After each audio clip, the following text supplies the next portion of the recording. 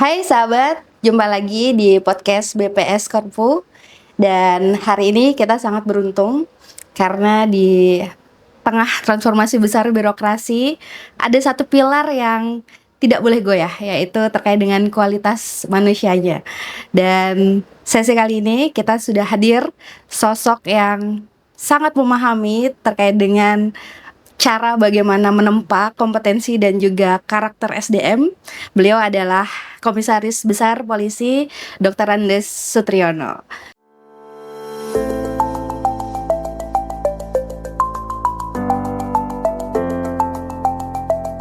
Selamat pagi Bapak. Selamat pagi. Meskipun sore semangatnya tetap harus pagi gitu ya. Pagi. Terima kasih Bapak sudah berkenan meluangkan waktu untuk bisa berbagi insight-nya bersama kami. Siap. Baik. Dan di sesi kali ini teman-teman, beliau akan membedah tidak hanya sekedar kebijakan pengembangan SDM sebagai aturan di atas kertas, tetapi ini juga akan jadi bahan bakar utama untuk memajukan instansi dan juga pengembangan karir SDM-nya. Bapak izin untuk bertanya-tanya singkat Bapak, Monggo, memaksimalkan silakan. waktu yang sudah Dengan Mbak siapa nih? Mbak Saya Sevrin Bapak. Mbak Sevrin ya? Yes. Mbak Sevrin. Baik. Bapak, untuk pertanyaan pertama, kami ingin bertanya terkait dengan growth mindset yang sering digaung-gaungkan gitu ya Bapak.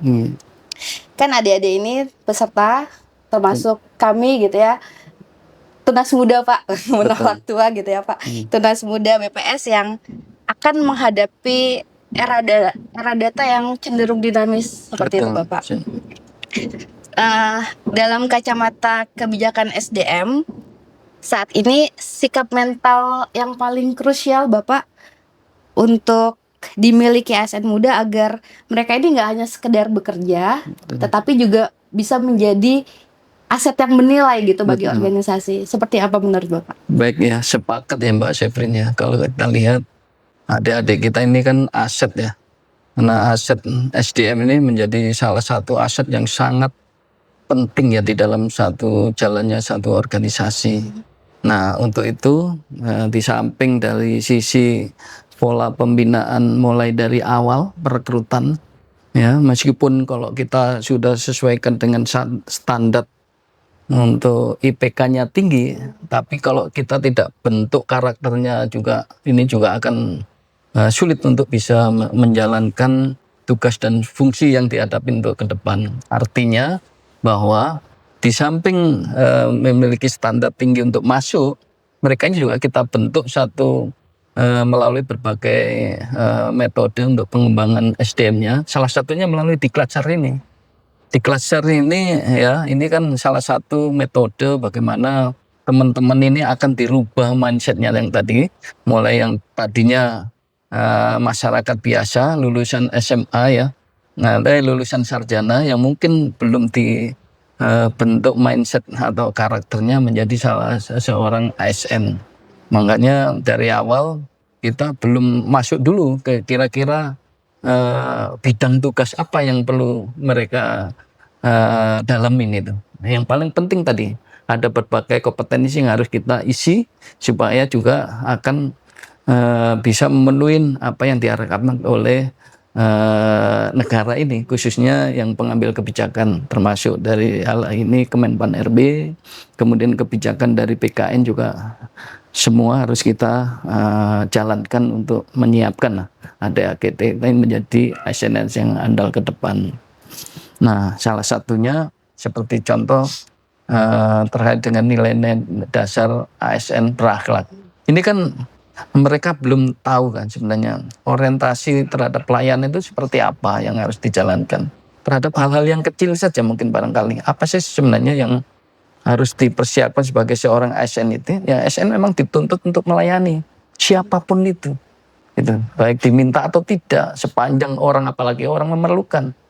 Ya kita harus bantu dengan apa? Dengan satu ketulusan itu yang penting.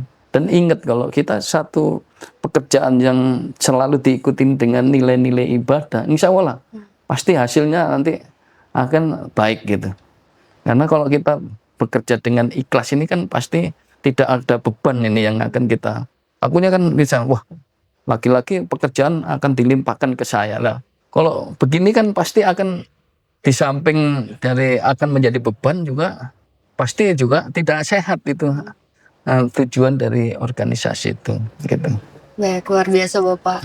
Berarti ini mungkin inline dengan branding ASN ya Pak? Betul sangat. Konteks melayani, tapi nggak hanya sekedar melayani, tapi ada kata-kata bangganya di sana. Nah, Bangga betul. melayani bangsa, luar biasa. Dan tadi ada mindset untuk mental pembelajar seperti itu ya Bapak. Betul, sebenarnya udah lengkap ya Mbak Syafrin, kalau kita lihat itu ada harmonis. Harus ini bagaimana menciptakan suatu unit lingkungan kerja itu yang sehat, tidak menimbulkan konflik, harmonis. Nah, itu menjadi salah satu keberhasilan dari satu tugas itu, karena kita juga mudah untuk komunikasi dengan staf yang lain, antara pimpinan dan bawahan segala macam. Kemudian berorientasi juga harus kompeten juga. Yang tadi kita sampaikan itu harus memiliki kompetensi. Kompetensi itu tidak hanya di bidang tugas. Tadi yang Mbak Syafrin sampaikan itu betul. Jadi meskipun pinter, kalau tidak diimbangi dengan kecerdasan yang lain juga akan menghambat juga untuk organisasi itu. Pinter untuk diri sendiri, tanpa bisa apa yang diarahkan oleh pimpinan, kadang tidak bisa menjalankan apa yang diharapkan oleh organisasi atau oleh pimpinan kita. Jadi perlu adanya sikap dan perilaku juga yang harus kita bentuk Mbak, melalui diklatser ini gitu. Luar biasa. Baik, Bapak, untuk pertanyaan selanjutnya masih berkaitan dengan nilai-nilai tadi Bapak.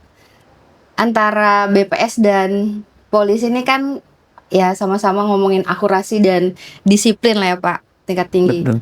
Menurut Bapak dari kacamata pengembangan SDM, bagaimana strategi terbaik untuk teman-teman ini bisa menyeimbangkan antara kepatuhan mereka terhadap aturan yang ada dengan konteks diri mereka, ada tuntutan di sana Pak untuk mereka terus berkembang gitu, mengembangkan potensi diri sendiri gitu. Ya. Jadi memang yang perlu kita sampaikan ya, bagaimana sih sebenarnya untuk mendapatkan pengembangan secara profesional untuk diri sendiri itu bisa dilakukan melalui berbagai metode ya. Bisa melalui kita laksanakan secara bersama-sama oleh lembaga. Seperti ini kan oleh lembaga nih dari BNPT melakukan pendidikan dasar untuk PNS. Tapi setelah itu diharapkan rekan-rekan juga bisa mengembangkan diri. Di samping juga ada kontrol juga dari pembina fungsi SDM-nya juga. Pembina fungsi SDM juga harus mengawasin juga. Kira-kira yang di samping bidang tugasnya juga diisi juga kira-kira karakter-karakter yang mungkin belum sesuai yang kita harapkan. Nah, itu yang perlu dilakukan pengawasan juga, Mbak. Tidak serta-merta sudah kita dapatkan yang sudah mendapatkan pendidikan dasar, tapi terus kita biarkan mereka untuk mengembangkan. Memang betul bisa mengembangkan secara personal melalui berbagai metode ya, pengembangan diri. Bisa juga kita lakukan pengawasan gitu. Kira-kira yang nggak pas ini, kira-kira yang tepat kemana. Nah, kita juga harus ada sering, makanya kita juga ada rencana coaching, Mbak, coaching talent DNA. Ini juga lagi berproses kita bagaimana rekan-rekan ini memiliki satu talent yang mungkin selama ini belum tergali.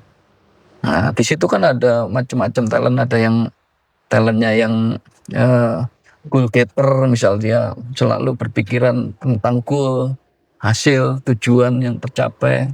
Kemudian juga di situ ada kolaborator. Orang kolaborator itu karakter itu ada juga yang memiliki talent sebagai kolaborator. Padahal BNPT ini kan sebagai fungsi koordinasi.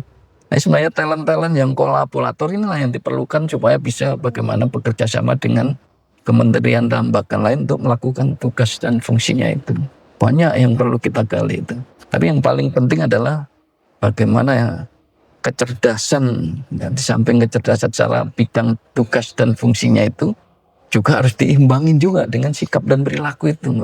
Itu yang mungkin sangat bisa menghasilkan ASN yang hebat kalau memiliki lengkap lah. Ada keseimbangan antara kecerdasan akademik, kemudian ada kecerdasan emosional, kemudian juga spiritualnya. Ini kalau kita bisa sesuaikan itu, insya Allah rekan-rekan kita, adik-adik kita ini akan menjadi ASN yang tanggul untuk ke depan itu. Wah, luar biasa. Ini sebenarnya kalau ngomongin pengembangan SDM kan lebih cenderung fokus kepada soft skill-nya gitu ya Pak. Betul. Hard skill-nya Hard skill, gitu. ya. Tapi di sepanjang karir Bapak yang luar biasa ini, seberapa besar Pak peranan integritas, etika, soft skill yang Bapak sampaikan tadi untuk menyukseskan Saya pikir keputusan Bapak? justru keberhasilan dari satu organisasi itu mungkin lebih banyak kalau memang kita memiliki kecerdasan di luar hard skill tadi. Soft kompetensi ini yang paling penting sebenarnya, yang betul-betul akan membentuk karakter SDM yang memang bisa diharapkan itu Mbak. Karena disitulah muncul bagaimana nilai-nilai kemanfaatan dari personal sumber daya manusia itu akan bisa diwujudkan. Contoh ini kita waktu menjadi Kapolsek, saya beberapa jadi Kapolsek di Kelapa Gading, kemudian di Tambun. Itu juga saya lihat nih, apa kira-kira kalau masing-masing anggota ini tahu sih sebenarnya tugas dan pokoknya itu seperti apa. Sebenarnya kalau mau menyadarin itu, tugas polisi itu mulia sekali. Disitulah kesempatan untuk bagaimana membantu orang, bagaimana sering kita ini berbuat hal-hal yang mungkin menjadi nilai ibadah. Itu luar biasa menurut saya itu. Dan ingat, kalau kita membantu dengan tulus ikhlas itu, justru masyarakat akan berbondong-bondong mendekat ke kita. Kita tidak harus mencari muka, harus melalui dengan membuat satu acara yang mungkin seakan-akan itu diceritakan, itu tidak, itu sebenarnya justru mengalir saja itu. Bagaimana melayanin sesuai dengan tusinya lah. Jati diri sebagai seorang anggota polisi itu seperti apa sih? Bukan malah masyarakat kan kadang malah kalau berurusan dengan polisi itu malah malas gitu. Karena orang kan mestinya berpikir bahwa bagaimana keberadaan kita ini diperlukan oleh masyarakat. Itu aja sebenarnya. Jangan sebaliknya. Udah sederhana sebenarnya. Bagaimana orang itu mau mendekat sama kita. Caranya seperti apa? Ya mungkin kita harus banyak komunikasi. Kemudian harus banyak saling sharing. Kemudian kira-kira menanyakan kira-kira apa sih yang sebenarnya yang menjadi hambatan permasalahan yang mungkin belum selesai. Nah makanya ada apa? Banyak keliling, jangan banyak di kantor, itu betul. Karena kalau kita di kantor nggak tahu situasi yang sebenarnya dihadapin masyarakat seperti apa. Kalau kita keliling lagi ketemu angkot yang semaunya sendiri di parkir sembarangan di lampu-lampu merah. Paling tidak kita ingatkan itu, kalau ada kita lewat, ada yang melanggar ya diingatkan. Terus bukan terus dicari-cari kesalahan. Kan kadang ada yang seperti itu karakter anggota itu. Nyari-nyari. Malah justru tidak menempatkan diri sesuai dengan kebutuhan. Kalau polisi ada di situ bisa menyelesaikan masalah, justru malah mencari-cari kesalahan orang. Nah ini yang akhirnya orang juga akan malas ketemu sama bapak itu gitu. Karena pasti nanti yang dicari adalah kesalahan. Ini yang biasanya yang kadang-kadang tidak disadari lah. Tapi kalau kita dengan tulus, kita ini macet ya. Macet ini berarti kita harus ada di sana gitu. Iya kan Mbak? Ini kan kadang ada. Sini waktu ini cerita saya waktu awal. Waktu awal kita lihat nih, kita petakan dulu yang permasalahan nanti. Oh ternyata sore pagi itu macet. Artinya kebutuhan masyarakat yang paling penting apa? Keberadaan kita pagi sore itu ada di jalan. Untuk membantu untuk melancarkan kondisi situasi macet itu. Justru itu yang paling penting. Makanya kadang saya reskrim itu Mbak, yang pakaian preman-preman itu yang pakai dasi itu. Kalau pagi sore saya suruh pakai dinas itu untuk bantu gatur lalin. Karena kebutuhan mereka itu. Mau siang tidur nggak masalah. Walaupun masyarakat sudah terbantu, kita layanin untuk menyelesaikan permasalahan yang dihadapi mereka. Itu hal yang kecil ya. Mungkin ASN juga seperti itu kira-kira. Oke, luar biasa konsep konteks selalu melayaninya gitu Pak. Iya, betul. Dan terus berkontribusi. Bapak terima kasih banyak Iya. untuk insight yang diberikan kepada kami di hari Siap. ini. Bapak berkenan meluangkan waktu. Siap. Semoga ini menjadi amal jariah terus untuk Bapak. Betul, Mbak. Jadi Dan jadilah aparat negara yang bisa memberikan manfaat untuk masyarakat. Itu aja yang paling penting.